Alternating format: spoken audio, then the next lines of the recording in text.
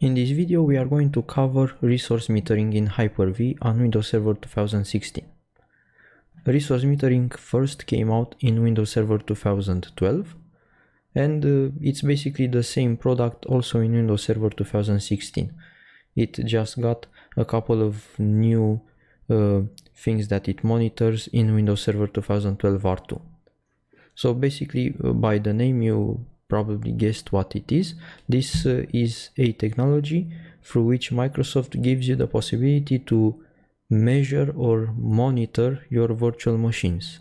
And the things you can monitor are CPU usage, memory usage, disk usage, also I/O, and also network usage. And now resource metering is enabled on a per VM basis. So with the first command here, for example, we can enable it for test VM1. And once we enable it, we can then get different information about our VM usage. And this we can do with measure VM. And you can see average CPU, average RAM, and other counters. You can also use this command. And with FL star we can show everything that it returns to us, and now it returns a couple more things than you see in the standard output, and you can go through all of these counters.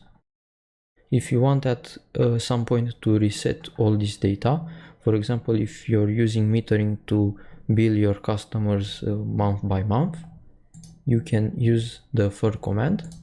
And now it will reset everything. And of course, if for a specific VM you want to disable resource metering, then you can also do this. Now resource metering is disabled for test VM1. So this was a short video about resource metering and how to use it with PowerShell. If the video was useful for you, please like it and also share it. Consider subscribing to see when I upload new videos. And thanks a lot for watching.